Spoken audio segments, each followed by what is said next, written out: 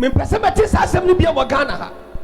Ne sa me pesemete asem ni bia wo Ghana ha bia. Obi kasa na wo kasa. Kan wo na mu nsam a obetima ya mo man no. Obi enfon kwa Awurade so. Se woda. Obi eni woni ma Awurade akwan. Ye na ebe to papa yi se wo boni wiase a wotim. Obi adi wo. Ye be to Awurade ho. Ye kura no ye ni last wo nyame abodiem. Obo bibi awi ansa no wo bonipa. Enti obi eni wo ni mo nyame akwan. Wo koto se Awurade adada. Wo na ni ma wo koto se Awurade adada. Enti obi amie na no kasa se no bi Ghana ha. Aye musuo dia bususam kase a empaso bi eni so. Ni a kire wo ngoma ma enye ye. Akwala ya wo na pakwa ni se wo nyame wo ntonko na wada. Ya wo wonim. Nipa bi anim. Afa na dai.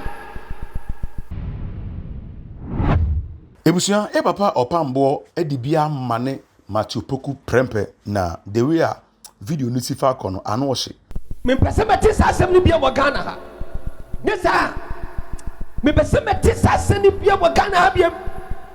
Obi kasa na wo kasa. Kan wo na mu nsam a obetima ya mo man no. Obi enfon kwa Awurade so. Say ya pata Opambour ansha by 7 December no na NAPO ayira because Opambour buefu yi pa ebusia meso ne demo a we no first time I do feed it to her ni demo a subscribe ma me page ni mi adoma no so se na me ye upload bia so na unsa betima ka ebusia krai mu ne ye wo ne hu se Opambour de enkom se chenchirenti pa beta bontin a ne enkom se ne chire mu se John Mahama and be the next president of Ghana. Jesus wo ba fia be chia me pen ni yiri ne di kan ba fia be chia me ono anka samu ba fia be chia me but I love him so much. Yes. What the Hombrase never many go fear. May you require the NHS. Na Hombrase na no check. Or the Bamani move fear. That's a song for catcher and say. Yes. 2024 Banunya. Your film will deep up beneath the nation's one. Or many ready for General. You can't quit a mama, maybe say. And yet the baby I may prefer this year by home. You remember, Tiamia, Moment and Tiasi. Yes. President it here tell Babedi. My God. They were the name so can answer son. Jesus. Me phone say about me and Abba. You about me at Tiamia. Na niji what ya your friend said. About we are when you know. Na 2024 but the morning na do say obey the neighbor. Na niji and how they see. Yes, go. I am the prophet of God. The nation prophet. Oriba Sanda Katori Alabadia. Senior global prophet. When you to me. Jesus. Then I make catch it out. Yes, go.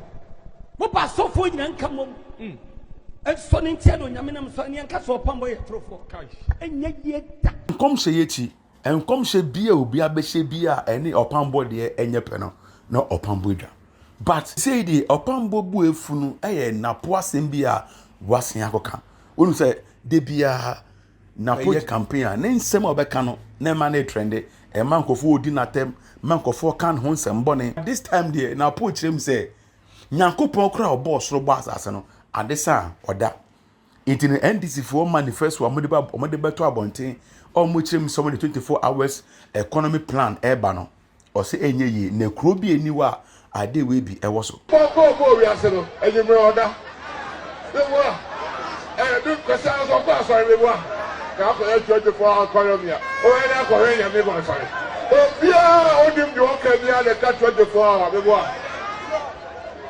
every sir a group here we are sitting here and you must say 24 hours no and you are buying a cow but what na sabi aboso kan and then na me ma mo like now we are 24 hours now who are you marry no oba no pa na po shift na what never to us about you okay o ma tell you odo I said okay ka wa here but second year 3 months after telling us about 24-hour economy I can't make us a discotheque. Now there's a night club. Also 24 hours. It's a body and you're never very morning club, afternoon club, night club. I'm not more. I don't grow you. Ebusia Opambour te asemwe o se hwe NAPO braha na beje e na we si NAPO koto Oluma pacho anopai de mesro de asem kakra to anim eno ana mnya video bi na me se mesro na mabomu akire omu video ni nsem ewu pacho when your video be Oluma pacho Your man video. Oluman pacho asam kese pensi o mai mu pacho. Okay, kasa. Oluman pacho ya nkase ye Dr. Baumia. Me pacho ne running mate. Aye friend NAPO. Me pacho okoje. You Dr. Baumia. Me pacho. MPP flag bearer. Me pacho. Ne bedi e chire. Me pacho ne running mate. The running mate. Me pacho. Aye friend say. Me pacho NAPO. Ano me yande. Me pacho waka asam kese bi dia ba beto o mai mu pacho. Asam kese ben. Oluman pacho kojira simpie su na na E wo hin. Me pacho e won kran. Me pacho no wakasa no say 24-hour economy no. Say yera John Dramani ma ama so obe ya enye yi. So be ya 24-hour economy a enye yi. Me pacho na country bia ni wo wi asim ha o moye 24-hour economy ni. Bebrebe na ye bie. Oluman pacho no kwasem. Ghana akra dwumafo bi ye bi. Me pacho no kwasem. Na de be wo so we so ayi. Oluman pacho na de etwa to no na eye bufusem. Oluman pacho wo say say you say be 24-hour economy na enye adwuma fi say edu anumra Nyankopon kra no woda. Ai! We are sure so na ka say. Oluman pacho video no wa ha say. Aye video. Oluman pacho Watwa ati asefo mpo asa de adu awurade so. Oluman pacho ba bi odi adu no twedi ampo Nyankopon anim na osan de adu. Obi e gene de ye. Jesus Christ God. Why am I? Enwa. Oni merwade akwan. Watu kwan da. Mesa hwemani watu kwan da. Oluman pacho watu kwan da. Se watu kwan da dia. Onka hunu se. Ghana fo. Yen ya dan. No man bi mu nso. Enai. Eno kwase. America fo. Se si America se ebi afekwa na abo.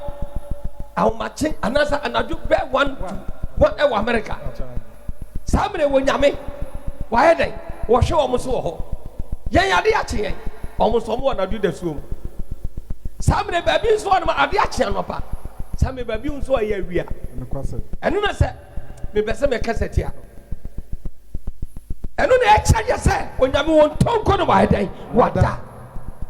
Abra Ghana fo ada no na wo pokro bi so fo ho ban. Yen Ghana ya da no nsia no ene no so no. Satan America wa ya awia. Eno kwase. Edisa sadwene ne yadwuma Brother Nyankopon kari abasomba ka onti ase kra de me cheche so ati ase Oluman pacho ma ti ase kra dodo so ati ase Oluman ma ti ase Zemre America for Mada o Mada Canada for o Mada Nyankopon na hwe omo nyame na hwe omo meso ma sorry am ba adwuma no pensam bia ka nyame na nanim ko dwidwiri fam who told you say nyame da Pone kacho so nyame da. Ade achi wa ade sababi. Wo ko America krom kwa sofo United States of America no. E wono achecha. No kwase. Ade achi ba bi kwa na ade enso asa wo ba bi. Pacha. Omo time no nsanya pe. Yes anya pe. Ya mo tututu kwa makom kro so amunim. Africa akra ye wo kra no. Enkro bebre ba bi awia bɔ na ho ba bi so ya nopa. Wo bi na nsanka menjira. Why you campaign message? Why? Muna matutu kwan kon me ma na tu kwan me tu kwan. Me ma ana tu kwan sa. Me akasa me tu kwan. Na me besa me kwa ba bia besem ko betimi akọ. Because enkura me yire ne me manim so no. Enye nkuro nketoa. Eti me yire kwa betimi akira wo akika bebra akira wan kasa so awo kasa se we kura so. Wan kasa so nim se ukodu America ade ache gara na ade asawo na sani so onyame ata onyame be na hwe omo so so oye dwuma wie no obre no woda awurade die awurade usi edipa ne kasa asem Oluman pacho nipa ni tika kraka pa na kasa asem menim ni tidie nipa bia da hwe same awurade mi anhyira emfama nipa bia hwe Menya show. We se me nkoto abama nipa we. On fa ni die ni bo ma Nyankopon. Ne. Ati asem ni. Ati abusisam kan sei.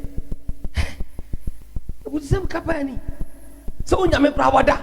Pacho so what can say kan se no kan pe meti. Oluman pacho say 24-hour economy a pacho yewra John Dramani Mahama ababio. So obeye no. No. Ontimi nye. Pacho na enye ye. Enye ye. Say e koso. na edure na enumra nyankopon kura no woda ho me patron na Ghana se bebre koso sa wo so TV pharmacy patron pharmacies bebre kura ye na TV kura sisuma de ache franopa kopon nwumre sa ma de ache sisu a 24-hour economy na no ana ye no me patron no kura because the people na te ho operate patron enipa na te ho operate enipa na te ho operate 24-hour economy enipa na te ho operate TV no enti we ye adwuma wia we ye adwuma him na we ye adwuma na cho ye Awurade Nyankopɔn ade asɛm ne abaga na sa no na sa hinie ne gu a sa keka campaign ne atonsu enti ene de Awurade ne yade adu no so Dr. Kwame Nkrumah so saa na ode ba saa da ba bi ode aduru no twedi ampo Nyankopɔn anim ana o saa de aduru ono no nipa so ben min keda nka ne papa Oluma mpacho friend Dr. Matthew Opoku Prempe NAPO mpacho ona wi abura mpacho aburo ni na efirato wo so ne te say yi Onana Manchester for goalkeeper no watch ball aburo ochi aburo ni te say the ototo net ball wo Kenya Odi Nyankopɔn anim ba ba ye fo mo reba ho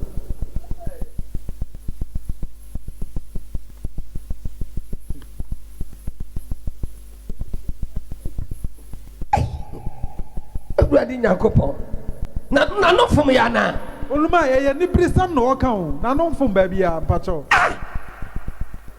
ma ye wura na pakani asema ye wura na po ono ankasa ne kan Oluma pacho no ankasa ne kan na ni wura fi se otakura na ono nipadua no onyame aba no ba firi mo frase be sisamre na so onyame ada ya anka ho na be nyane no wawu wawu dada so onyame da ya bro no wada anka hwan tumi be na ke be nyane na na bata fasa sisu ya enne wanyini a running mate aye den ato no papa running mate di mate na asema wo kani mate imponi ana toto ayampia wei wan kasa wura fi se enkwa na wanya ya ama de achi wa bugina ho no onyame anton ko na wa nanti ne wa hwe osoma de ba chew wura fi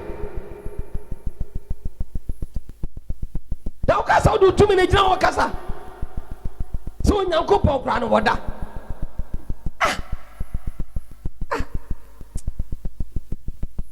me pentem se me obi a ene me mana ma yes osofu safo em se wantimi ama wa bre me bana bre wa bre pacho ade Oluma pacho dabi eye bre hey Oluma pacho enye bre me baby o ne me baby nete na pacho frɛ me se de sofu safo asi afefie agu no ho no okodi abetie ne kahuro ne abetie pacho ni favorite food no mesramo nti Oluma pacho eno no kodi ya mpacho fa ne yema 2 days ni pacho me bomb fire to afefie agu no ho e won ne kan ni mpacho enyewe pacho nyebre Oluma abetie ne kahuro na aye ne sa mate sama na no mo kama matunu fo mi se wajai pacho onyai o sa so ni fruit no pacho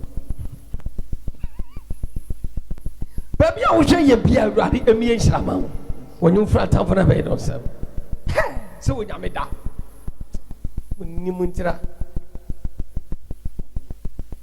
me pese mete sa asem ni bia wo Ghana ha ne sa me pese mete sa asem ni bia wo Ghana ha bia obi kasa na wo kasa kan ho na mu nsam a obitima ya mo man no obi enfon kwa Awurade so se woda obi ene woni ma Awurade akwan ye na ebe to papa yi se wo boni wiase a wotim obi adi ho ye me to Awurade ho ye kura no ye ni last onyame abodiam obo bibia wi ansa no wo boni pa enti obi ene wo ni onyame akwan wo koto se Awurade adada wo na ni ma wo koto se Awurade adada enti obi amie na no kasa se no bi Ghana ha aye musuo dia bususam kasia empaso bi enu so ni e chewo ngoma ma enye akwala ya wo na pakwa ni se wonyame won tonko na wada ya wo wonim ni pa bi anim afi na dai a country called Ghana we ni nia Opambour de beto abonte ebusua